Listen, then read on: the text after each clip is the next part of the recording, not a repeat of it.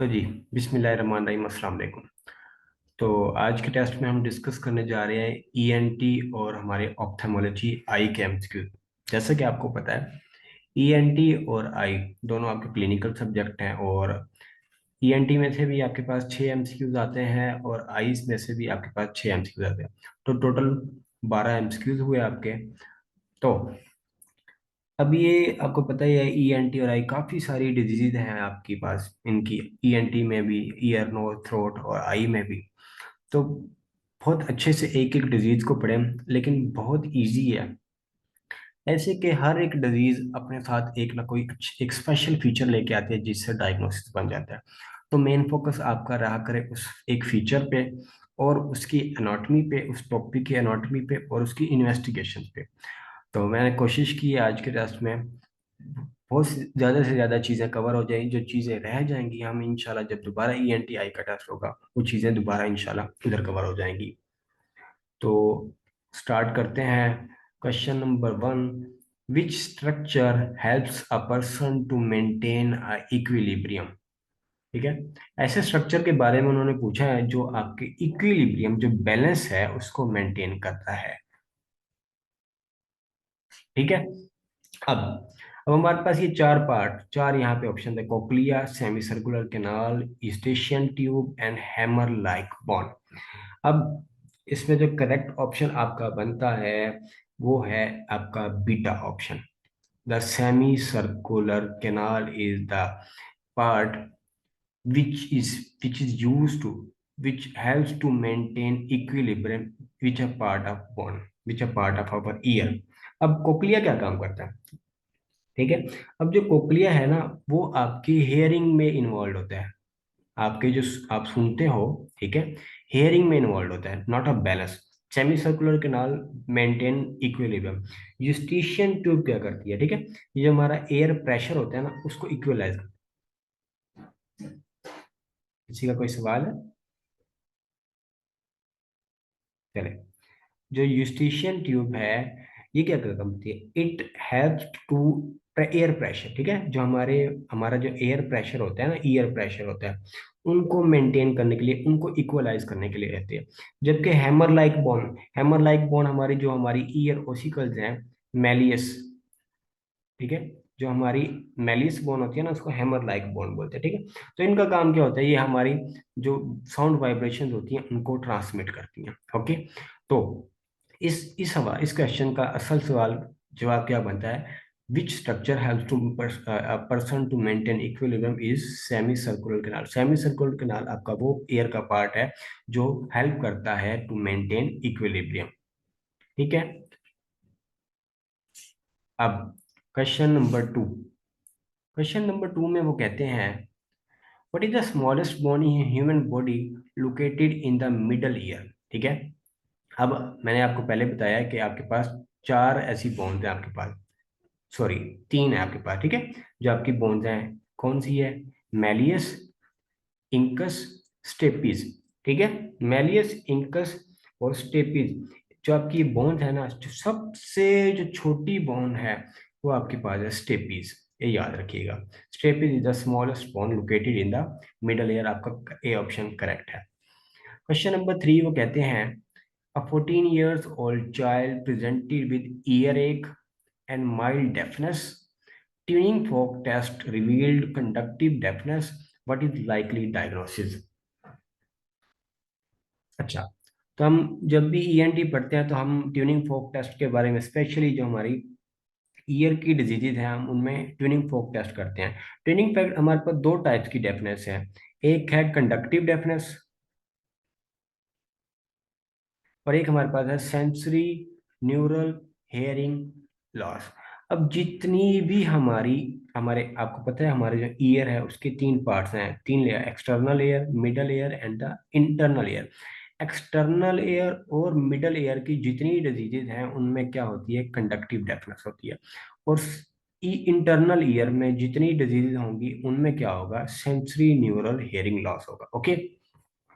तो अब यहाँ पे मतलब अब वो उसने बता दिया है कि यहाँ पे कोई कंडक्टिव डेफनेस है पेशेंट को, मतलब ऐसी डिजीज हमने देखनी है जिसमें क्या होगा, या तो वो एक्सटर्नल ईयर की डिजीज की, एक्सटर्नल ईयर डिजीज होगी, या मिडल ईयर की डिजीज होगी, ठीक है। अब देखते हैं वो ऐसी कौन सी डिजीज है। तो उसने बता दिया, पहले ही बता दिया है कि पेशेंट को क्या है, माइल्ड सा ईयर एक है और डेफनेस है, ठीक है। अब हमारे पास फर्स्ट ऑप्शन है ओटाइटिस एक्सटर्ना,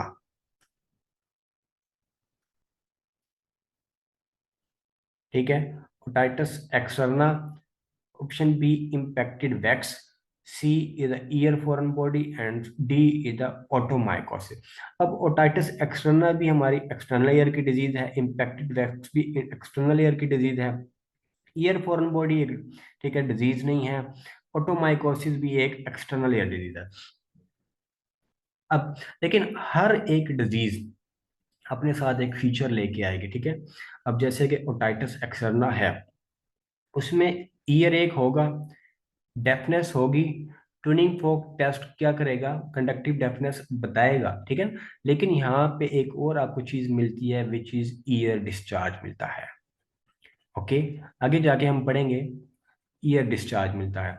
जबकि इम्पैक्टेड वैक्स, ठीक है ना, आपको पता है impacted wax the most common cause है डेफनेस की, माइल्ड डेफनेस की, ठीक है। तो यहाँ पे आपका करेक्ट ऑप्शन जो बन जाता है, इम्पैक्टेड वैक्स बनता है।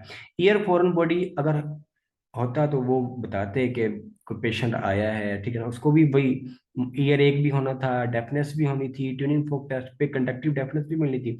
लेकिन यहाँ पे उन्होंने कुछ बताया नहीं है कि जो चीज ऐसी चीज पॉइंट जो आपको फॉरेन बॉडी की तरफ लेके जाए। तो इसका करेक्ट ऑप्शन आपके पास क्या बन जाता है, impacted wax.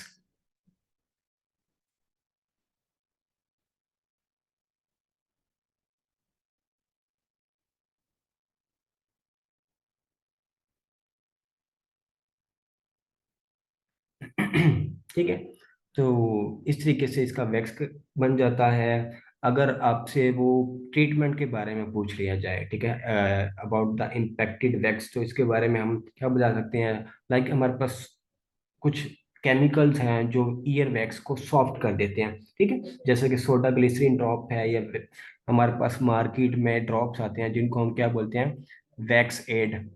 Wax aid drops के नाम से हमारे पास ड्रॉप्स आते हैं जो ईयर वैक्स को या इम्पैक्टेड वैक्स को ट्रीट करते हैं, ठीक है। या हम सिरेंजिंग ऑफ वैक्स कर सकते हैं, सिरिंज के जरिए वैक्स को निकाल सकते हैं, ओके। तो ये आपके पास ट्रीटमेंट हो सकता है वैक्स का। अब आगे चलते हैं, क्वेश्चन 4 कहते हैं 18-year-old boy presented with history of swimming in pool. He complained of painful ear, itching, deafness, and green ear discharge. On examination, there was tracheal tenderness and high-grade fever. What is causative organ? अब ये typical आपके पास एक question है which is about otitis externa, ठीक है, otitis externa. अब इस सिनेरियो से देख के आप डिफरेंशिएट कर पाओगे to otitis externa from wax, ठीक है। वैक्स में हमें सिर्फ कितना क्या मिला था, पेन मिला था, ठीक है, डेफनेस मिली थी, और टिम्पैनिक में और को ट्यूनिंग फोक टेस्ट पे आपको कंडक्टिव डेफनेस मिली थी। लेकिन जो ओटाइटिस एक्सटर्ना है, इसका दूसरा नाम ये भी है, स्विमर्स एयर भी इसको बोलते हैं, क्या बोलते हैं, स्विमर्स एयर, ठीक है। तो क्योंकि इसमें स्विमिंग की हिस्ट्री होती है, तो पेशेंट की स्विमिंग की हिस्ट्री है, पेनफुल ईयर है, इचिंग भी है, डेफनेस भी है, और डिस्चार्ज भी है, ठीक है, डिस्चार्ज भी है, ट्रैगल टेंडरनेस भी है, ट्रैगस जो हमारे ईयर का पार्ट है, और पेशेंट को हाई ग्रेड फीवर भी है, ठीक है। तो ये कितनी सारी चीजें हैं जो इम्पैक्टेड वैक्स में नहीं थी, क्योंकि ये इन्फेक्शियस डिजीज है, तो इसमें पेशेंट को फीवर भी है, टेंडरनेस, ट्रैगल टेंडरनेस भी है, ईयर डिस्चार्ज भी है, लेकिन डिस्चार्ज कौन सा है, ग्रीन ईयर डिस्चार्ज है। अब वो सवाल हमसे क्या करते हैं, सवाल वो हमसे करते हैं what is causative organ.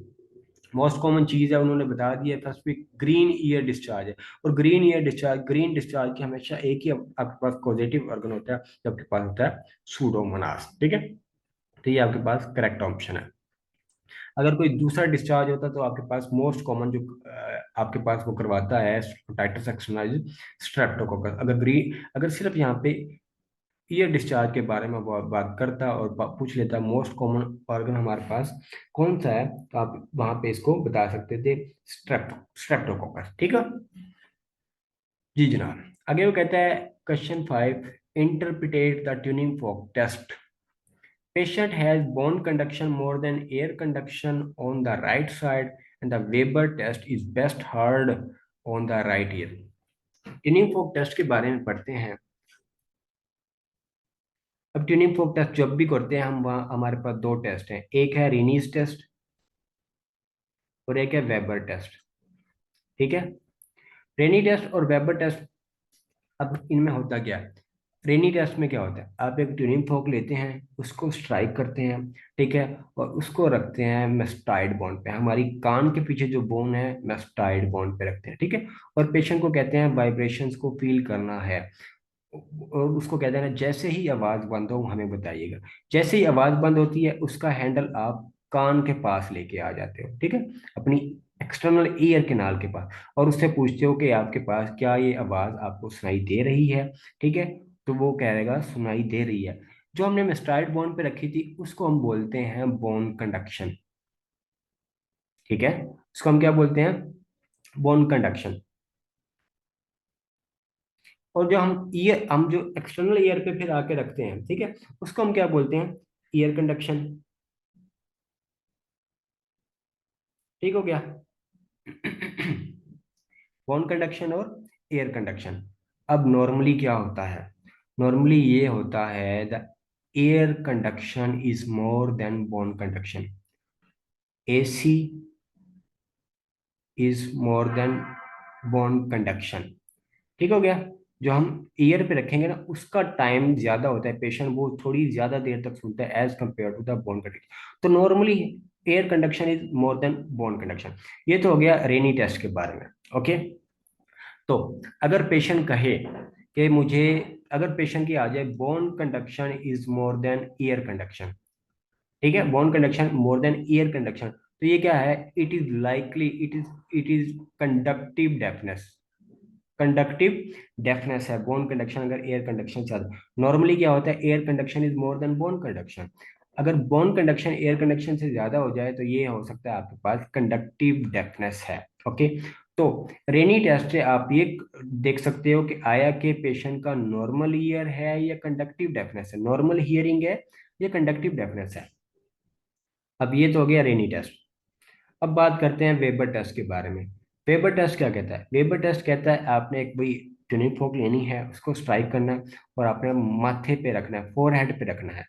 Forehead पे जैसे रखेंगे पेशेंट को कहेंगे क्या इसकी वाइब्रेशन जो है आपकी दोनों कानों की तरफ जा रही है, ठीक है, दोनों कानों की तरफ जा रही है, तो वो क्या कहेंगे?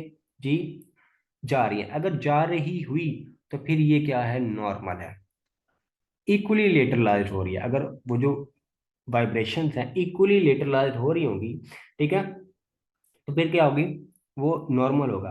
अगर कंडक्टिव जो अगर वो जो आपके पास हैं वाइब्रेशंस हैं, ठीक है ना, अगर एक साइड पे बेस्ट हार्ड हुई, अगर पेशेंट कहता है कि मुझे राइट साइड पे ज्यादा जा रही है, ठीक है, तो वहाँ तो मतलब है पेशेंट को यहाँ पे कंडक्टिव हियरिंग लॉस है।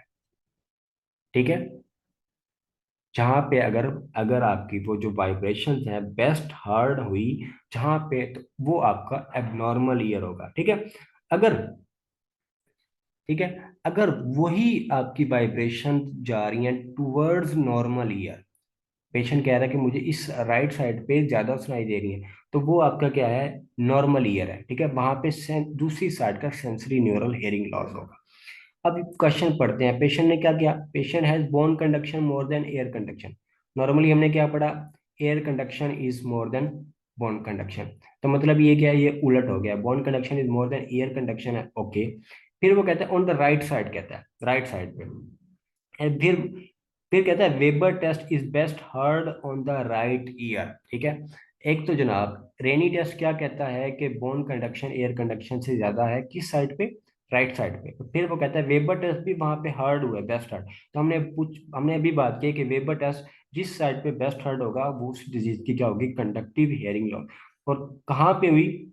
राइट ईयर पे। तो इसका आंसर आपके पास बन जाता है राइट कंडक्टिव हियरिंग लॉस।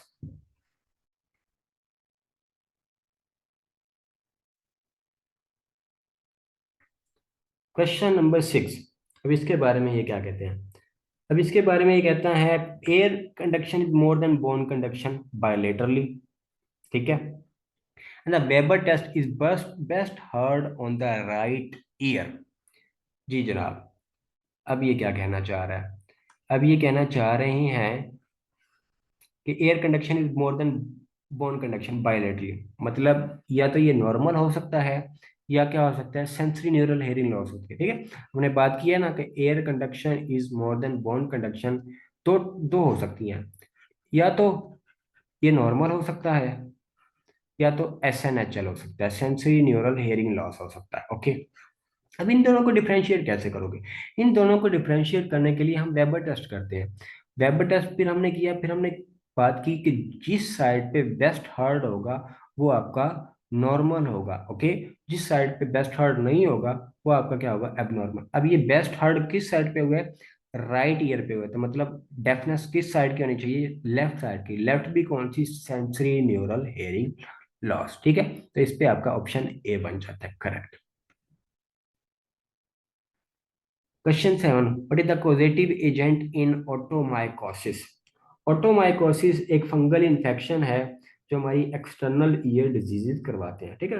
हमारे एक्सटर्नल ईयर के फंगल इन्फेक्शन है।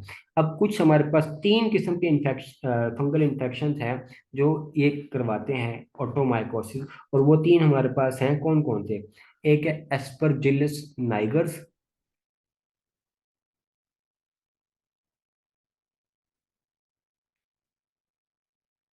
ठीक है। एक है एस्परजिलस नाइगर, ये E coli, candida albicans, both A and C. ठीक है। सवाल ये था कि कौन से कॉजेटिव एजेंट है जो क्या करवाते हैं, ऑटोमाइकोसिस। तो एस्परजिलस नाइगर्स और Candida albicans, both A and सी, ये क्या करवाते हैं आपके पास, कंडक्ट ऑटोमाइकोसिस करवाते हैं। ठीक है। तो तीसरा आपके पास जो है वो है फ्यूमिगेटस। ठीक है। Aspergillus niger, aspergillus fumigatus and candida albican, ये तीन आपके पास क्या है, कॉजेटिव फंगल इन्फेक्शन है जो क्या करवाते हैं, ऑटोमाइकोसिस। ठीक है। पेशेंट आपके पास आता है ईयर एक के साथ, फीवर के साथ, इचिंग के साथ, डेफनेस के साथ और मस्टी डिस्चार्ज। ठीक है। इसमें जो डिस्चार्ज होता है वो कौन सा होता है, मस्टी डिस्चार्ज।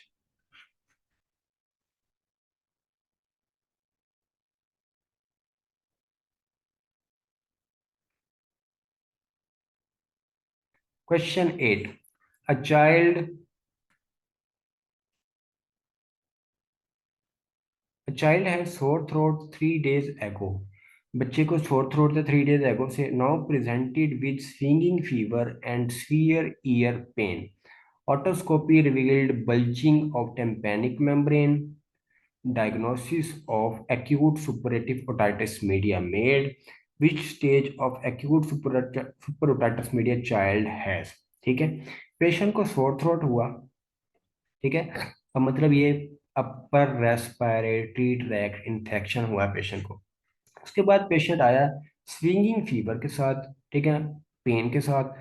जब ओटोस्कोपी की गई तो टेम्पेनिक मेम्ब्रेन आपको क्या मिली, बल्जिंग ऑफ टेम्पेनिक मेम्ब्रेन भी। तो एक्यूट सुपरेटिव ओटाइटिस मीडिया बन गया। लेकिन फिर वो पूछता है स्टेज कौन सी है। एक्यूट सुपरेटिव ओटाइटिस मीडिया के आपके पास 4 स्टेजेस होते हैं। ठीक है। स्टेज 1 क्या होती है, जिसमें जिसमें होता है ट्यूबल ओक्लीजन। ठीक है। स्टेज 2 होती है प्री सुपरेशन। ठीक है। स्टेज 4 होती है सुपरेशन। ठीक है। और स्टेज 4 होती है स्टेज ऑफ कॉम्प्लिकेशन। ठीक है। तो जो स्टेज सुपुरेशन है, ठीक है, जैसे कि पेशेंट को बता रहा है स्विंगिंग फीवर है। ठीक है ना। स्विंगिंग फीवर किस चीज का जिक्र कर रहा है, कोई एप्सिस वगैरह का जिक्र कर रहा है। तो इसमें आपके पास सुपुरेटिव स्टेज है। ठीक है। सी ऑप्शन करेक्ट बन जाता है आपका यहाँ पे। तो ये आपके पास एक्यूट सुपुरेटिव ओटाइटिस मीडिया। ठीक है। तो एक्यूट सुपुरेटिव ओटाइटिस मीडिया एक मिडल ईयर डिजीज है। ठीक है। जिसमें मिडल ईयर की कैविटी हो जाती है, इन्फेक्शियस है, स्ट्रेप्टोकोकस, स्टेफाइलोकोकस। ठीक है। और होता क्या है, अपर रेस्पिरेटरी ट्रैक इन्फेक्शन के बाद फिर वही उसकी 4 स्टेजेस हैं। ठीक है। जो tubal occlusion, pre suppuration, suppuration, complication stage वगैरह वगैरह। ट्रीटमेंट इसका आपके पास एंटीबायोटिक देते हैं आप, ठीक है, एंटीबायोटिक्स वगैरह, एंटीपायरेटिक्स, एनाल्जेसिक्स वगैरह वगैरह। Question 9, in which stage, question 9 के बारे में वो कहते हैं, in which stage of acute suppurative otitis media do we perform myringotomy and in which quadrant of tympanic membrane is it done। ठीक है, माइरेंजोटमी क्या होती है, जब किसी पेशेंट को परसिस्टेंट एयर डिस्चार्ज निकल रहा हो, ठीक है, तो इसके लिए हम एक प्रोसीजर कर देते हैं जिसको क्या बोलते हैं, माइरेंजोटमी बोलते हैं, ठीक है, जिसमें एक छोटा सा टूल होता है जिसको हम बोलते हैं ग्रोमेट, ठीक है, वो हम इंसर्ट कर देते हैं, ग्रोमेट इंसर्शन जिसको हम माइरेंजोटमी बोलते हैं, ठीक है। तो कहता है कि एक्यूट सुपरेटिव टाइटस मीडिया की कौन सी स्टेज में माइरेंजोटमी करेंगे, और कहता है फिर जब करेंगे भी सही तो टेम्पेनिक मेम्ब्रेन की कौन से क्वाड्रेंट पे करेंगे। ओके, तो जो टेम्पेनिक मेम्ब्रेन है ना उसके आपके पास चार क्वाड्रेंट्स होते हैं, ठीक है, posterior superior, posterior inferior, anterior inferior, anterior superior, ठीक है। तो एक ही आपके पास क्वाड्रेंट है एंटीरियर इंफीरियर, ठीक है, एंटीरियर इंफीरियर क्वाड्रेंट में आप करते हैं क्या, माइरेंजोटमी, और स्टेज कौन सी होती है, थर्ड स्टेज, ठीक है, तो ये याद रखिए, third stage of acute suppurative otitis में भी हम मीडिया में हम माइरेंजोटमी करते हैं, और जब माइरेंजोटमी करते हैं तो कौन सा क्वाड्रेंट होता है, anterior inferior, Charlie option is the correct. Question number 10, male patient,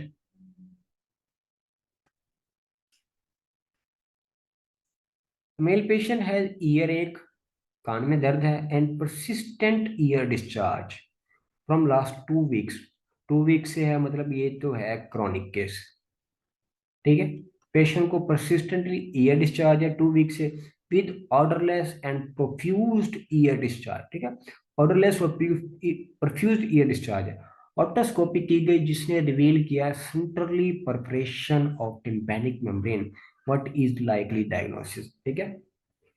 तो ये आपके पास डायग्नोसिस है जनाब, क्रॉनिक सुपरेटिव ओटाइटिस मीडिया का, ठीक है। एक तो क्रॉनिक केस है, 2 वीक से पेशेंट को परसिस्टेंटली ईयर डिस्चार्ज चल रहा है, ठीक है, ऑर्डरलेस डिस्चार्ज है, परफ्यूज डिस्चार्ज है, और ऑटोस्कोपी ने क्या रिवील किया, centrally perforation of tympanic membrane.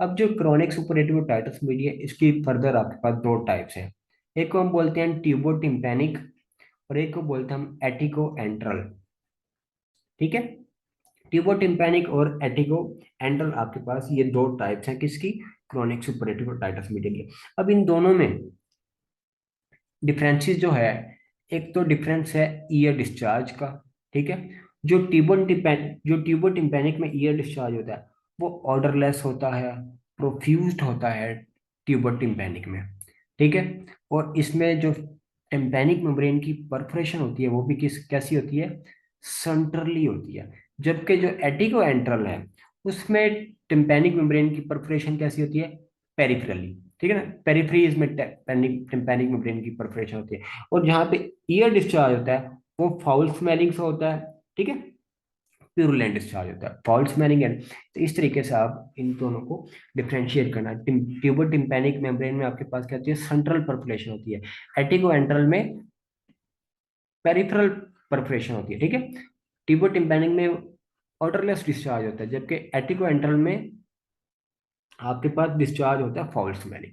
तो इसके इस हिसाब से आपके पास बीटा ऑप्शन ठीक बन जाता है, ये आपके पास tubo tympanic acute suppurative otitis media है।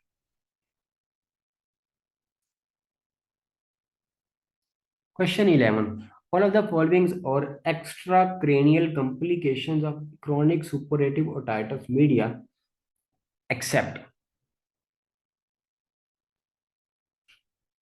कहता है जो हमारे पास chronic suppurative otitis media है ना उसकी कुछ complications होती हैं, कुछ होती है एक्स्ट्रा क्रेनियल, ठीक है ना, क्रेनियल के बाहर, और कुछ होती है इंट्राक्रेनियम दिमाग के अंदर, ओके, एक्स्ट्राक्रेनियल एंड इंट्राक्रेनियल, वो कहता है क्रॉनिक सुपरेटिव टाइटस मीडिया की ये तमाम कॉम्प्लिकेशन एक्स्ट्राक्रेनियल है, except facial nerve palsy, petrositis, lateral sinus thrombophlebitis and septicaemia. ठीक है, अब इनको जो आपके पास एक्स्ट्रा क्रेनियल कॉम्प्लिकेशंस है ना, उनकी एक लिस्ट है। ठीक है ना, लिस्ट में आ जाती हैं हमारे पास मैस्टाइडाइटिस,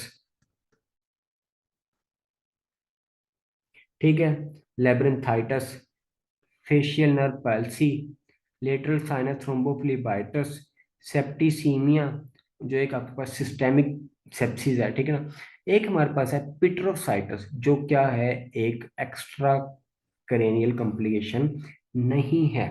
ठीक है ना, पिट्रोसाइटिस, पिट्रोसाइटिस क्या है, inflammation of petrous part of temporal bone, जो हमारी टेम्पोरल बोन है ना, उसका एक पार्ट होता है जिसको हम क्या बोलते हैं, पिट्रस पार्ट। ठीक है ना, उसकी इन्फ्लेमेशन हो जाना क्या कहलाता है, पिट्रोसाइटिस। तो पिट्रोसाइटिस आपके पास वाहिद ऑप्शन है जो एक इंट्राक्रेनियल कॉम्प्लिकेशन। ठीक है, तो करेक्ट ऑप्शन आपके पास यहाँ पे क्या बन जाता है, बीटा, पिट्रोसाइटिस।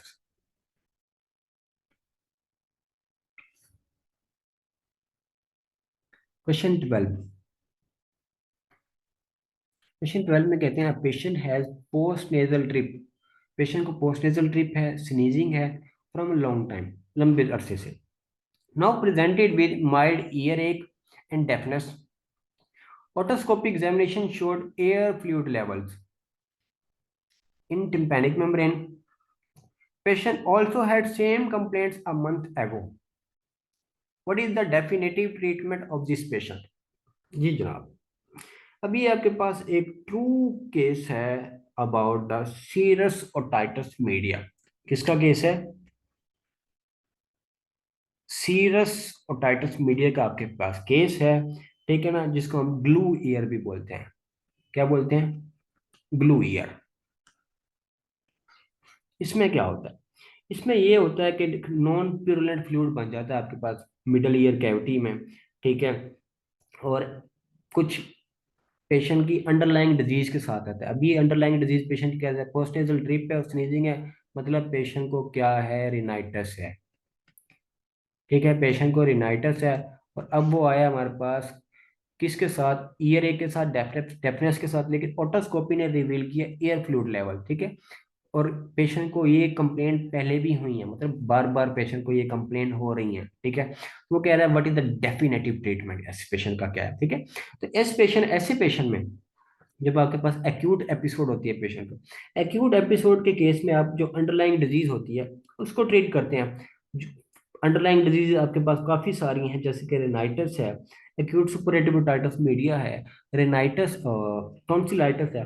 उन डिजीज को ट्रीट करेंगे जिन जो ट्रिगर कर रही हैं इसको। अगर ये बार बार हो रहा है, बार बार हो रहा है, तो आप क्या कर देंगे, आप मायरेंजोटमी कर देंगे। ठीक है, ग्रोमेट इंसर्ट कर देंगे। तो इस केस में भी पेशेंट को पहले भी हुआ है और अब आ रहा है, तो इस केस में हम डेफिनेटिव ट्रीटमेंट क्या कर देंगे, मायरेंजोटमी कर देंगे, ग्रोमेट इंसर्शन कर देंगे। तो करेक्ट ऑप्शन आपके पास यहाँ पे चार्ली बन जाता है।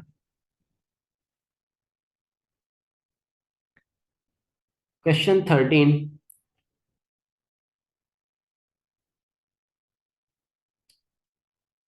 श्वार्ट साइन और फ्लीमेंगो पिंक साइन रेफर्स टू, एक आपके पास साइन होता है श्वार्ट साइन और फ्लीमेंगो साइन।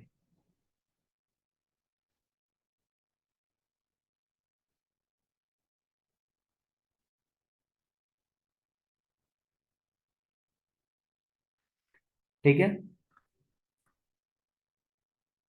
अब वो क्या पूछ रहे हैं आपसे, कहता है शॉर्ट साइन और flamingo sign pink sign refers to a reddish discolouration over the handle of malleus, reddish हुई sign through tympanic membrane due to vascular promontory in active otospongiosis, blue hue in tympanic membrane in tympanosclerosis and the perforation margin vascularity।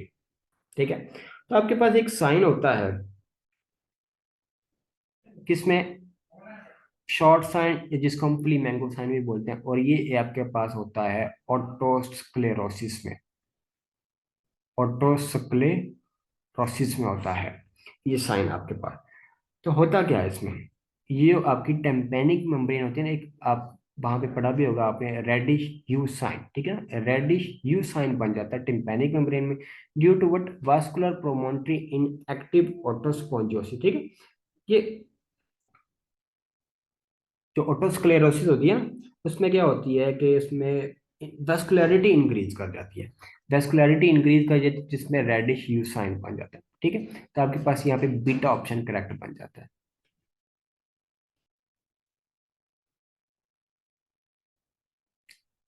Question 14। 25-year-old woman present with progressive bilateral hearing loss that worsened during pregnancy. On otoscopy, tympanic membrane appears normal but has a faint reddish hue over the promontory. Riney test is negative bilaterally and Carhart notch is seen in audiogram. What is most likely diagnosis? जी जनाब, अब आपके पास एक बहुत ही मुश्किल सा सवाल था जो था रिलेटेड टू ऑटोस्क्लेरोसिस। ठीक है, ऑटोस्क्लेरोसिस का केस था जो कॉमन होता है कि इसमें यंग फीमेल्स में, ठीक है, फीमेल्स में कॉमन होता है, यंग फीमेल्स में। ओके, इसमें होता क्या है, बायलेटरली हेयरिंग लॉस होती है, बायलेटरली हेयरिंग लॉस होती है। ओके, और फिर वो क्या कह रहा है, it worsen during pregnancy, pregnancy में वो वर्स हो जाता है। प्रेगनेंसी में वर्स क्यों हो जाता है? Due to some hormonal changes, hormonal changes की वजह से आपके पास वर्स हो जाता है। ठीक है, लेकिन यहाँ पे आपके पास क्या मिलती है, फेंट रेडिश ह्यू ओवर द प्रोमोटरी, जैसे कि हम जिसको हमने क्या बोला, हम वो भी साइन पढ़ के हैं, शॉर्ट साइन जिसको हम पढ़ के हैं। ठीक है, तो यहाँ पे आपका ऑटोस्क्लेरोसिस एक ये बन जाती है, ये टिपिकल केस है ऑटोस्क्लेरोसिस का।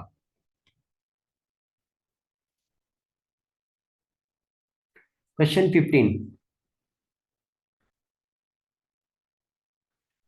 45-year-old male presented with complaining of deafness, vertigo, and tinnitus. Patient says that he had pressure in the right ear. What is likely diagnosis?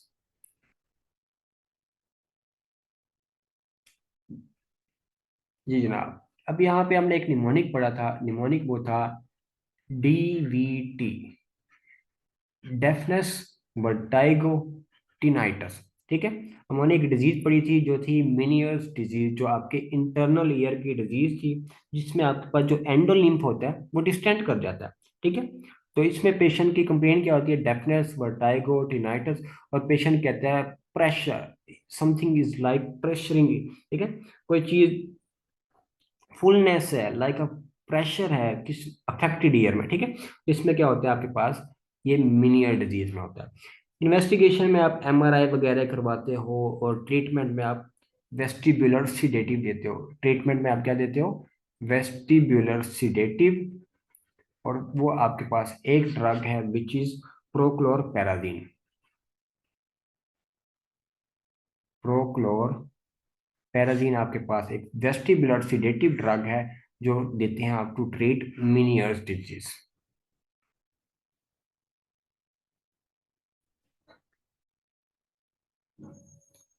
जी, तो आगे स्टार्ट करते हैं। क्वेश्चन 16 कहते हैं acoustic neuroma most commonly arises from. अब जो acoustic neuroma है, जिसको हम वेस्टिबुलर श्वानोमा भी बोलते हैं। ठीक है, ये एक बिनाइन ट्यूमर है जो हमारे श्वान सेल से अराइज करता है। और श्वान सेल्स की भी कहाँ से, जो हमारी एक नर्व है, क्रेनियल नर्व नंबर 8, जिसको हम वेस्टिब्यूलो कोक्लियर नर्व भी बोलते हैं। ठीक है, ये हमारे पास अकोस्टिक न्यूरोमा होता है जो वेस्टिब्यूलो कोक्लियर नर्व्स की श्वान सेल से अराइज करता है। लेकिन अब ये अराइज करता कहाँ से है? ठीक है, तो ये most commonly it arises from the superior vestibular nerve। ठीक है, superior vestibular nerve है जो आपकी किसकी, एक क्रेनियल नर्व नंबर 8 की एक डिवीजन है। ओके, जो हमने वेस्टिबुलर कोक्लियर नर्व पढ़ी, जो क्रेनियल नर्व 8 है, उसकी एक डिवीजन है सुपीरियर वेस्टिबुलर नर्व। तो वहां से आपका जो ये अकाउस्टिक न्यूरोमा होता है वो डेवलप होता है। तो अभी हमने पढ़ा था मीनियर डिजीज के बारे में। मीनियर डिजीज के बारे में हमने क्या पढ़ा, वहां पे हमने तीन चीजें पढ़ी। एक पढ़ा था DVT, DVT deafness, vertigo, tinnitus. ठीक है, और साथ में पेशेंट को था pressure in the right ear. ठीक है, तो आपके पास ये जो ये जो अकाउस्टिक न्यूरोमा होता है, इसमें आपके पास क्रेनियल नर्व्स की इन्वॉल्वमेंट हो जाती है, ठीक है। तो जिस भी क्रेनियल नर्व की पल्सी होगी वो फीचर्स आएंगे, और साथ ही आपके पास डेफनेस वर्टाइगो टिनाइटिस आएगा। तो इस तरीके से आपके पास ये डायग्नोसिस क्या बन जाएगा, अकाउस्टिक न्यूरोमा, जिसको हम वेस्टिबुलर शॉनोमा भी बोलते हैं। तो यहाँ पे आपका करेक्ट ऑप्शन, मोस्ट कॉमनली जो अकाउस्टिक न्यूरोमा होता है वो कहाँ से डेवलप होता है, from the superior vestibular nerve से।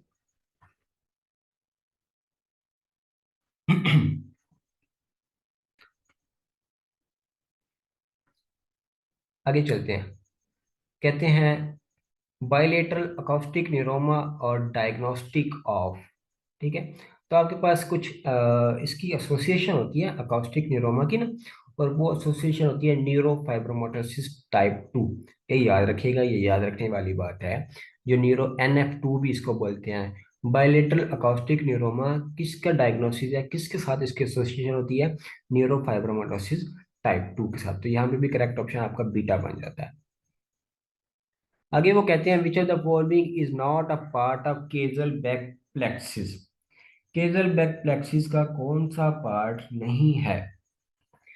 जब हमने नोज पढ़ी थी, नोज की एनाटॉमी हमने पढ़ी थी, नोज की एनाटॉमी में हमने पढ़ा था केजल बैक प्लेक्सिस, ठीक है। केजल बैक प्लेक्सिस एक आर्टरीज का गुच्छा है जो आपके पास आपके नोज को सप्लाई कर रहा है। उसमें आपके पास कुछ आर्टरीज हैं। स्फीनोपैलेटाइन आर्टरी है, ग्रेटर पैलेटाइन आर्टरी है, सुपीरियर लेबियल आर्टरी है, एंटीरियर एथमॉइडल आर्टरी है, पोस्टीरियर एथमॉइडल आर्टरी है। ये 4 से 5 आर्टरीज हैं आपके पास। तो इनके नाम आपने अच्छे से याद रखने हैं।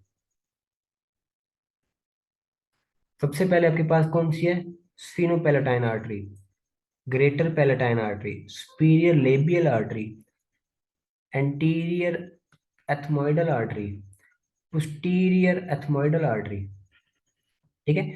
ये 5 आर्टरीज हैं जो आपके क्या बनाते हैं केजल बैक प्लेक्सिस बोलते हैं, जिसको हम लिटल्स एरिया भी बोलते हैं, ठीक है, लिटल्स एरिया। यही यही वो पार्ट है जहाँ पे आपकी नोज ब्लीडिंग होती है, जिसको हम क्या बोलते हैं, एपिस्टैक्सिस। क्या बोलते हैं, एपिस्टैक्स, ठीक है। तो ये केजल बैक प्लेक्सिस बहुत इंपॉर्टेंट पार्ट है। इसकी जो इसमें जो आर्टरीज हैं इनको अच्छे से याद रखिएगा। 5 है, sphenopalatine, greater palatine, superior labial, anterior ethmoidal, posterior ethmoidal. सवाल सवाल ये था which of the following is not part of Kiesselbach plexus. तो inferior labial artery is not part of little area और Kiesselbach plexus. Correct option is D.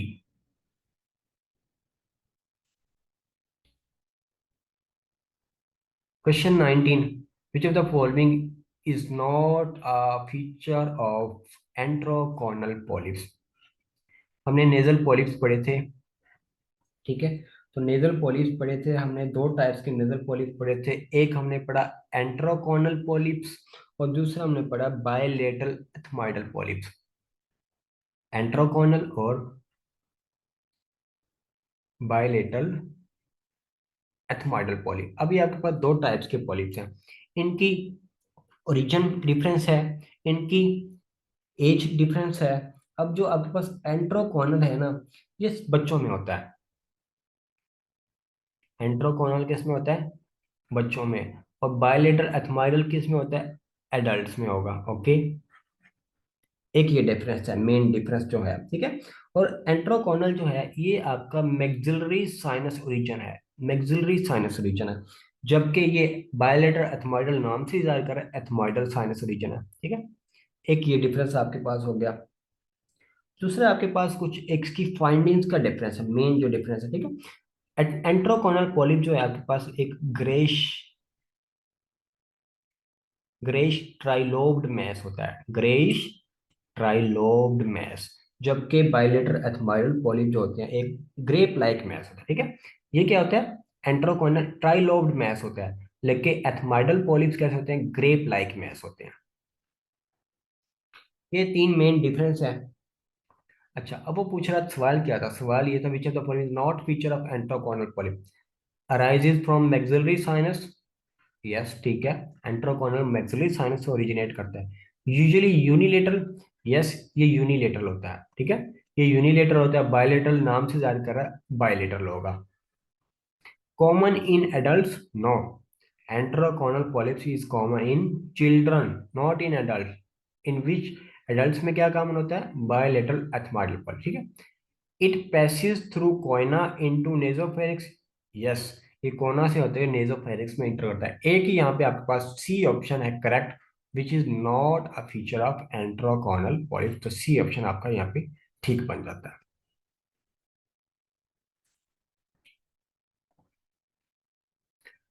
The most common site for the nasal polyp, ऐसी कौन सी site है जो nasal polyps के लिए क्या है, मोस्ट कॉमन है, और वो आपके पास एक ही साइट है, और वो है मिडल मियाटस, ठीक है। ये आप याद रखने वाली चीज है।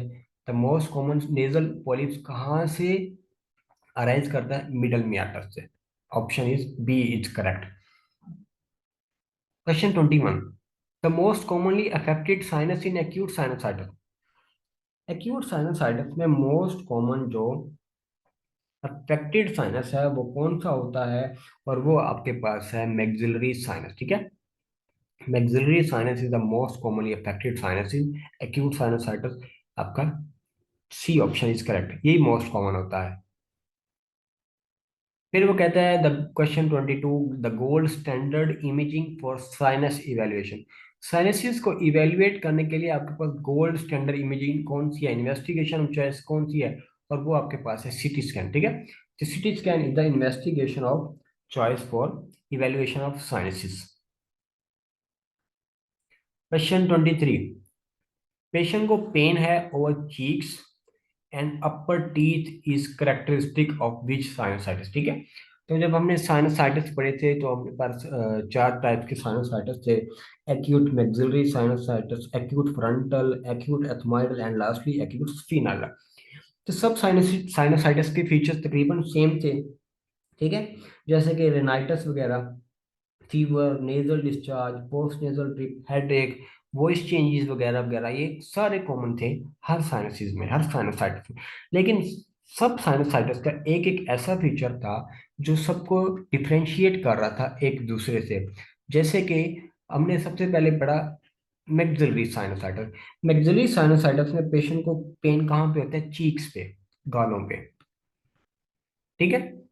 और इसकी इन्वॉल्वमेंट मेनली जो होती है किसके साथ, डेंटल इन्फेक्शन के साथ भी होती है, ठीक है। डेंटल इन्फेक्शन की इन्वॉल्वमेंट किसके साथ होती है, मैक्सिलरी साइनस के साथ, क्योंकि जो हमारे प्री मोलर मोलर जो उनकी उनकी रूट्स है ना, वो मैक्सिलरी साइनस में जाके ओपन हो रही होती है, ओके। ये मैक्सिलरी साइनस में स्पेशल फीचर क्या होता है, चीक में पेन होता है, ठीक है। अगर फ्रंटल की बात की जाए, फ्रंटल की बात की जाए तो वहां पे आपको एक किसमें है हेडेक मिलता है, फ्रंटल हेडेक, फ्रंटल हेडेक मिलता है। मैक्सिलरी साइनसाइटिस में आपको pen eight cheeks, frontal sinusitis में फ्रंटल हेडेक, एंड एथमाइडल में पेशेंट को bridge of nose, bridge of nose या डीप टू आईज। एथमाइडल साइनसाइटिस में आपको क्या मिलता है, ब्रिज ऑफ नोज पे आपको पेन मिलता है, या deep pain into deep eye. Last में आपके पास जाता है स्फीनाइडल, और स्फीनाइडल, स्फीनाइडल साइनसाइटिस में वर्टेक्स पे पेन होता है, पेन एट वर्टेक्स या पेन एट ऑक्सीपिट, ठीक है। तो इस तरीके से आपके पास ये चारों साइनोसाइटिस हैं जो एक स्पेशल स्पेशल फीचर्स लेके आता है। मैक्सिलरी साइनस आपके पास फीचर लेके आता है चीक पेन एट चीक्स, ठीक है। तो pain over cheeks and upper teeth is characteristic of this sinusitis, maxillary sinusitis, B option is correct.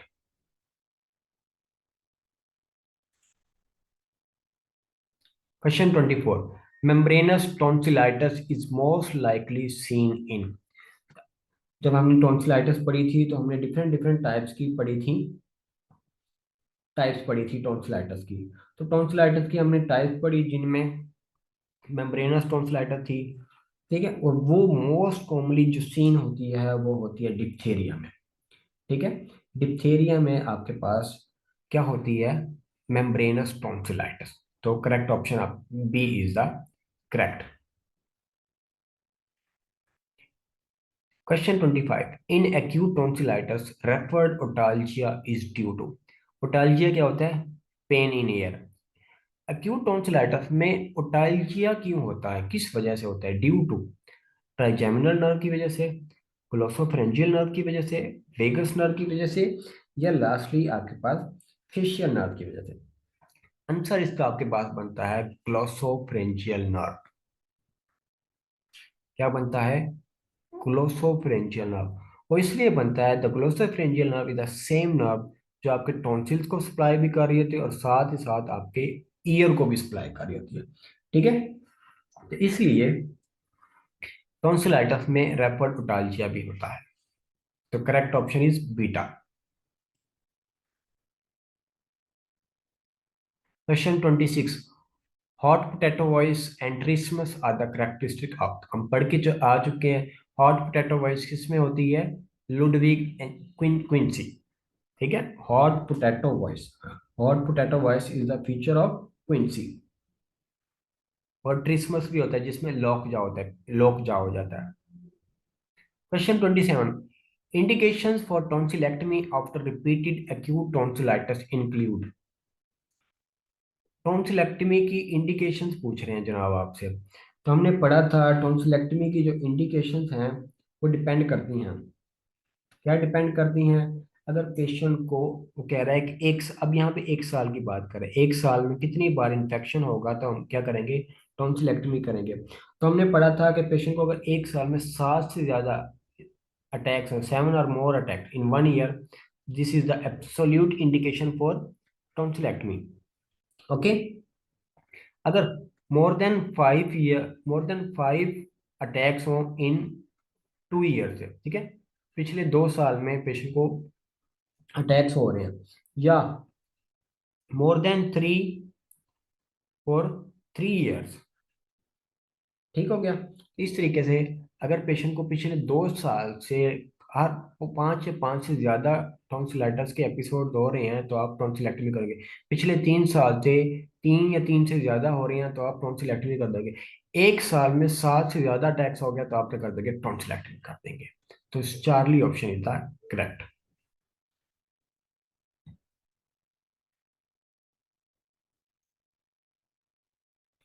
Question 28।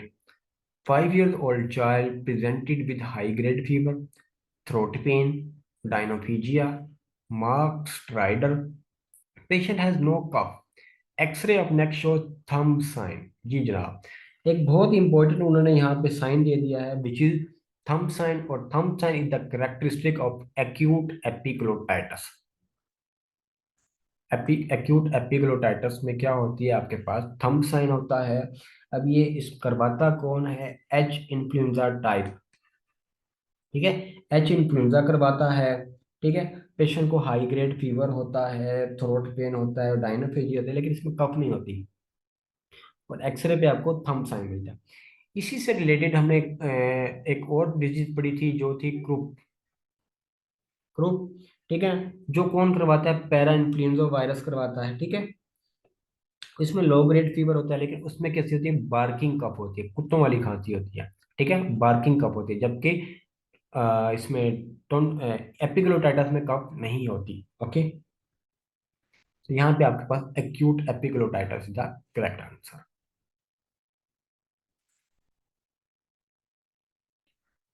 A male smoker patient presented with progressive hoarseness of voice, throat pain, dysphagia, and cough. Which type of laryngeal cancer patient has? तो यहाँ पे लेरेंस cancer की बात कर रहा है वो। तो लेरेंस कैंसर हमने पढ़े थे, 3 टाइप्स के कैंसर थे, सुप्राग्लॉटिक, सब ग्लॉटिक एंड द ग्लॉटिक।